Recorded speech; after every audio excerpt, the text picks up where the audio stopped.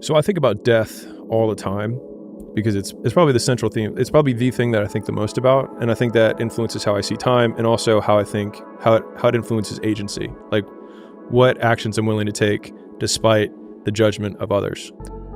It might be because I have more insecurity than everyone that I think like, man, I want to do this thing, and then I hear all these other voices of reasons why I shouldn't do it or why somebody else will say. I think I've had to come up with a lot of these devices to get around my own insecurities, to take action despite those insecurities. And the biggest one that I think about is that it doesn't matter whether I achieve all of my goals or I don't achieve all of the goals. In 3 generations, I'll be forgotten, and the only people who were naysaying against me will also be dead. And so then it's like, just do it for me. And then when I wake up every day, there's only one voice I have to listen to. I think that the more you flex whatever that muscle is of like independent thinking, the more it becomes the default way that you think. And then everyone else's action is just start looking more and more insane to you. It's like the best way to guarantee to not have the life that you want is to do what everyone else is doing. Unless you want what everyone else has, which no one does.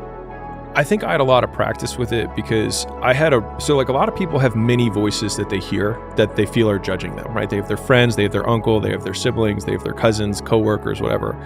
I think I had just one voice that I heard really loudly. And I was talking to one of our employees the other day, and I was trying to put it in perspective, a younger guy. And I was like, imagine how much you care about your mother's opinion and your father's opinion and all of those other people. I was like, and now imagine that there's literally only one, because I had no siblings. I basically had no mother. I had just a father. And so like his approval was literally everything. And he disapproved of the path that I wanted to take in my life. But the craziest thing was that the moment that my father was most proud of me and he approved of my life the most was when I was the saddest. And so that's when I was like, maybe his approval isn't the right way to feel good about life. And so that started basically the 6-month journey from when I decided that I wanted to change my life till when I changed it. And I think that like as you become more able or more potent or higher agency, that timeline between when you decide you want to do something and when you actually do it just continues to compress. The nice thing is that no matter how difficult your circumstance is, if you have, like the bigger the wall that you have to get through is, as soon as you get past that one big wall, you then can use that wall as the evidence for why you can jump over the next wall, because that will be the biggest one. And so like after I did quit my job and left my house and left Baltimore and didn't tell my dad until I was across the country because I was so afraid, like people think of me as like some big alpha, whatever. I was like, I was so afraid of my father's disapproval that I didn't tell him until I physically left the state. What do I have to do now? It's like, oh, I gotta sell strangers. And I was like, I told my dad I didn't want to do what he wanted. How hard could this be?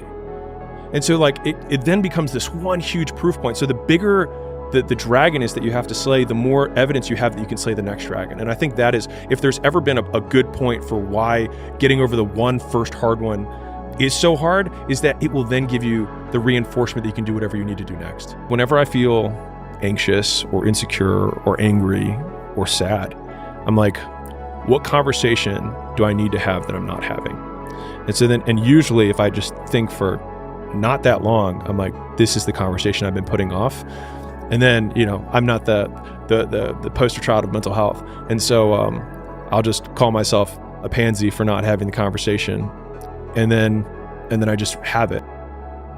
And so again, I think it's like, I need to have this conversation, and the time between when I have it versus, or when I know I need to have it, when I actually have it, just continues to compress. And if you've ever had like a breakup or an employee firing, or a quitting if you're an employee, like these things that you dread, I don't know if you notice it, but like the day you do it, the moment after you do it, I'm like, how many other conversations can I have? So like the next series of hard conversations that I had after I left home was actually like years later. So I had multiple partners I had a partner in one of my gyms. I had a partner in 4 other gyms. I had a partner in a chiro and dental marketing agency, and all of them relied on me to make money.